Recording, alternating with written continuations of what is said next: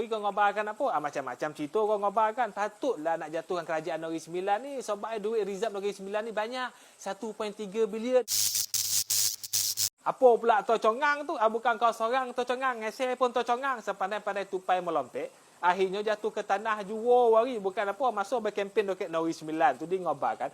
Duit reserve Negeri Sembilan ni 1.3 bilion. Wah, banyak. Untung betul kerajaan ketika itu. Rupanya hari bila sidang Dun ngobarkan 1.3 bilion tu dah campur duit maris.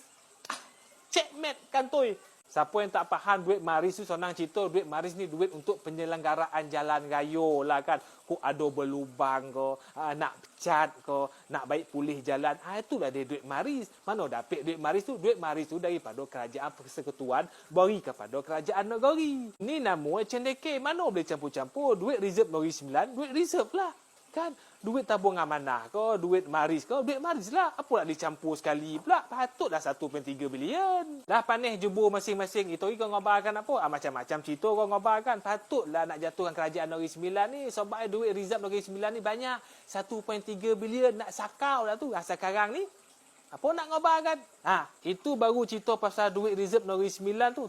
Duit peruntukan 180,000 tu. Walaupun Dun dah dibubar, tapi peruntukan tu masih disalurkan. Mana CP ikut tu? Sebab apa yang saya fahamkan peruntukan tu daripada bulan Julai hingga ke bulan September. Tapi masalah ketika tu Dun dah bercorai-borai.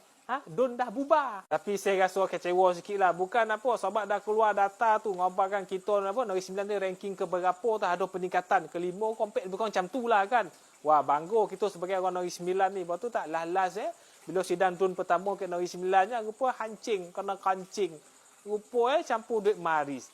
Yang boleh guna pun 800 juta. Tapi bak kata Menteri Besar Negeri Sembilan yang barunya, Tok Maelnya, benda tu tak kritikal. Tapi tak ada masalah. Ada peningkatan jugalah. Terima kasihlah pada kerajaan sebelum ni. Tapi data tu nipu. Janganlah campur-campur. Apa punya PL ni semua benda alah nak dicampur. Kalau kita minum-minum Nescafe tu tak ada masalah. Jadi Neslo, sodap minum. Kalau minum Nescafe nak kau, ubur kopi. Mempadu lah poye kan. Tak tidur malam tu. Kalau duit maris lah. Itu duit peruntukan untuk nak ambil jalan apa semua daripada kerajaan pusat turun kepada kerajaan negeri. Faham tak? Nak salurkan kepada PBT. Itu dah ada duit Ini tak ada sekali yang bergabung. Ayo tu. Nasib baiklah dia campur duit maris saja kan. Kalau dicampur dengan duit zakat Negeri Sembilan, mungkin lain tinggi kot duit reserve Negeri Sembilan ni.